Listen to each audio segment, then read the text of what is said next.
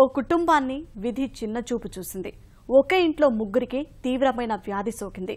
తినడానికి తిండి లేక ఇబ్బందులు పడుతున్న ఆ కుటుంబం వైద్య ఖర్చులకు కూడా డబ్బులు లేక ప్రాణాలు అరచేతిలో పెట్టుకుని కాలం వెళ్లదీస్తున్నారు. నెల్లూరులో దయనీయ పరిస్థితిని ఎదుర్కొంటున్న కుటుంబంపై ఈటీవీ ప్రత్యేక కథనం. నెల్లూరు భక్తవత్సల నగర్లో నివసిస్తున్న మరియమ్మ కుటుంబంపై విధి కన్నెర చేసింది. రెక్కాడితే కాని డొక్కాడని ఆ కుటుంబానికి పెద్ద ఆపద వచ్చింది. ఒకే ఇంట్లో ముగ్గురికి భయంకరమైన వ్యాధులు సోకాయి. పెద్ద కుమార్తె జ్యోతి రొమ్ము క్యాన్సర్తో బాధపడుతుండగా 17 ఏళ్ల చిన్న కుమార్తె మేరీ గుండె జబ్బుతో మంచం పట్టింది. 7 ఏళ్ల జ్యోతి కుమారుడు క్రాంతి సైతం రక్త క్యాన్సర్ సోకడంతో ఆ కుటుంబం తల్లడిల్లిపోతోంది. క్యాన్సర్ సోకిన పెద్ద కుమార్తెను భర్త వదిలేయడంతో తల్లిదండ్రులపైనే ఆధారపడి జీవిస్తోంది. ఇప్పటికే ముగ్గురి వైద్య ఖర్చుల కోసం 5 లక్షల రూపాయలు అప్పు చేసి నెల్లూరు, తిరుపతి, హైదరాబాద్, చెన్నై, బెంగళూరులోని పలు ఆసుపత్రుల్లో చూపించారు. మరో 15 లక్షలు వెచ్చిస్తే తప్ప వారికి చికిత్స చేయలేమని వైద్యులు చెప్పడంతో అంత స్తోమత లేక దేవుడిపై భారం వేసి బతుకు వెళ్లదీస్తున్నారు.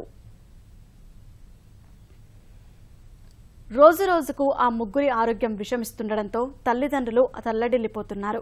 గుండెలో రంధ్రం ఉండడంతో మేరీ ఆహార సైతం తీసుకోలేక నెల రోజులుగా మంచానికే పరిమితమైంది. బాధలు భరించలేక కుటుంబం మొత్తం మూకుమ్మడిగా ఆత్మహత్యకు ప్రయత్నించగా స్థానికులు కాపాడారు. ప్రజాప్రతినిధులు అధికారుల చుట్టూ తిరిగినా న్యాయం జరగడం లేదని, ఎన్టీఆర్ వైద్య సేవ కింద చికిత్స చేయడం లేదని వారు వాపోయారు. ప్రస్తుతం తండ్రి సుబ్బారావు కూలీ పనిచేసి సంపాదించే 300 రూపాయలతోనే వారు ఇళ్లు గడుపుతున్నారు. బ్లడ్ క్యాన్సర్ అమ్మా, వాళ్ళు కాదు, చెన్నై తీసుకోమన్నారు.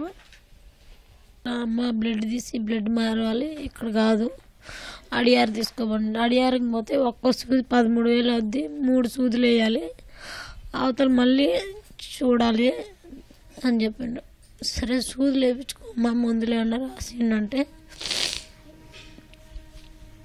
మందులు కూడా లేవు, చిన్న బాబు కాబట్టి బెంగళూరు తీసుకోబడి అన్నారు. ఎటు ఏం చేయలేక ఇంటికి తీసుకొని వచ్చుకున్నాను. బాగాలేదని స్కూల్కి వెళ్ళట్లేదు అంకుల్. ఇంట్లోంచి నిద్ర వస్తుందని హాస్పిటల్కి వెళ్ళాము. బెంగళూరుకి 1 నెల రోజులు ఉన్నాం.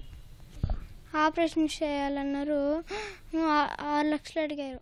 ఒకరికి 2 బిడ్డలు, ఆ పిల్లడు చూసి తిట్టుంది, ఏమో చూసి తిట్టుంది, ఎడ చేయాలని ఆయన మాకు దిక్కు మళ్ళీ దేవుడే దిక్కు అని చెప్పి వచ్చి మళ్ళీ బొల్లేను జానకరామి డాక్టర్ ఆమెకు మందులు వాడేది లివర్ క్యాన్సర్లకి. సరే అంటున్నారు, ఎడజలు అమ్మ నువ్వు ఇంకా బతికొండవా, చచ్చిపోలేదని అడిగాడు ఆయన మమ్మల్ని. అక్కడికి పోయినా కూడా మీరు డబ్బులు కట్టండి అంట. మాకేమో డబ్బులు లేకపోయా, ఏ బాధపడేది నేను, ఈ డబ్బులు లేకపోయా, నేను చూపించడానికి లేకపోయా, చేసుకుంటే తినాలా లేకపోతే లేదు. అప్పు చేయాలంటే ఇచ్చేవాళ్ళు లేరు మాకు. నేను చచ్చిపోయినట్టు ఆ బిడ్డలు చూసేవాళ్ళు లేరు. ఏ కష్టాలు ఏ బాధపడేది నాయన. నేను ఎవరో ఒకళ్ళు దేవుడి దయలో మమ్మల్ని గెట్నెక్కించి సహాయం చేసి దాతల ముందుకు వచ్చి నా కోసం, నా బిడ్డల కోసం సహాయం చేసి. కనీసం మందులు కొనుక్కునే స్థితిలో కూడా లేని వీరు లక్షలు పోసి వైద్య చికిత్స చేయించుకునే పరిస్థితి లేదు.